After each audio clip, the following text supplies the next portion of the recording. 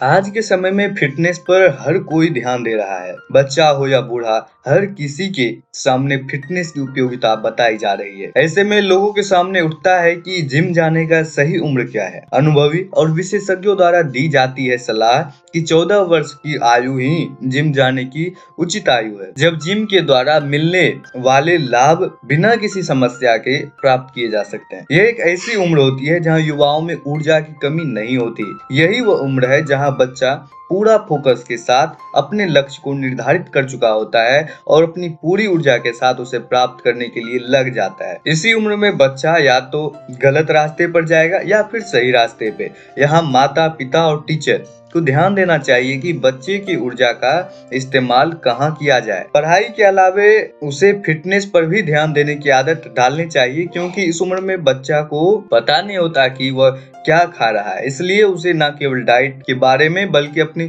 Fitness को लेकर भी सतर्क होना चाहिए। इस उम्र में ही वह जिम जाकर अपने कंपटीशन में भाग ले सकता है। आपको बता दें कि इस उम्र में लड़का हो या लड़की, नेचुरल हार्मोन के फ्लो बढ़ जाते हैं और जिम व्यायाम से प्राप्त प्राकृतिक विकास स्त्री और पुरुष दोनों के लिए लाभदायक फायदेमंद साबित होता है, क्योंकि दोनों को मजबूत, शक्तिशाली, मस्कुलर, लीन और स्वस्थ काया प्राप्त होता है। यहाँ जान लेना बेहद जरूरी है कि जिम जाने का मतलब यह नहीं कि आप बड़े बड़े डंबल उठाएं, बल्कि आप एरोबिक एक्सरसाइज करके या दौड़ के तथा साइकिल चलाकर आप अपने आप को फिटनेस के प्रति जागरूक रख सकते हैं। इस बात का ध्यान रखें कि जिम जाने वाले बच्चे मानसिक और शारीरिक रूप से स्वस्थ हों और शुरुआत में किसी योग्य, मान्यता प्राप्त और प्रेरित ट्रेनर के अंतर्गत ही ट्रेनिंग ली जाए। यह उसके लिए उचित और फायदेमंद होगा। जिम डाइट, अगर आप जिम जाने की उम्र जान गए तो अब आप जिम डाइट के बारे में भी जान लीजिए। जिम जाने वाले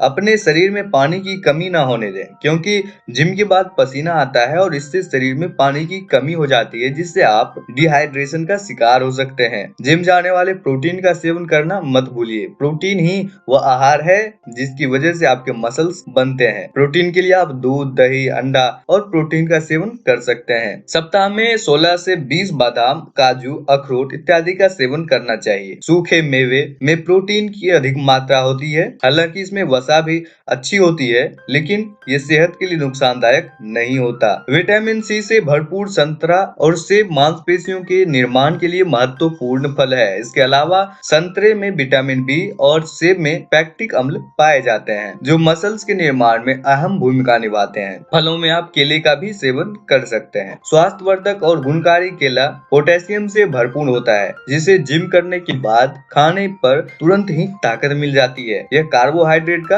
अच्छा स्रोत है। यह स्वादिष्ट होने के साथ साथ शरीर के लिए पुष्टिकारक और मांस बनाने वाला फल होता है। प्रोटीन के साथ हमारे शरीर में कार्बोहाइड्रेट की भी आवश्यकता होती है, जो सभी तरह के अनाज जैसे चावल, गेहूं, बाजरा, जय, दलिया इत्यादि से मिलते हैं। ये ऊर्जा के बहुत ही अच्छे स्रोत होते हैं। यदि आपके पास ऊर्जा अधिक होगी तो आप ज्यादा एक्सरसाइज कर पाएंगे। चलिए अब जानते हैं जिम जाने के फायदे। हर दिन जिम जाने से आपका अपना वजन नियंत्रित रहता है और आप खुद फिट रह पाते हैं, जिससे आप मोटापे के शिकार होने से भी बच जाते हैं। रोजाना व्यायाम करके आप अपने दिल को मजबूत रख सकते हैं और किसी भी तनाव को कम कर सकते हैं। व्यायाम आपके रक्तचाप को कम करता है। व्यायाम आपके रक्तचाप को भी कम करता है। रोजाना 30 मिनट रोज जिम करने से हृदय रोग के विकास या स्ट्रोक होने का खतरा कम हो जाता है। यह आपके कोलेस्ट्रॉल और ट्राइग्लिसराइड के स्तर को कम करता है, जिससे रक्त धमनियों के माध्यम से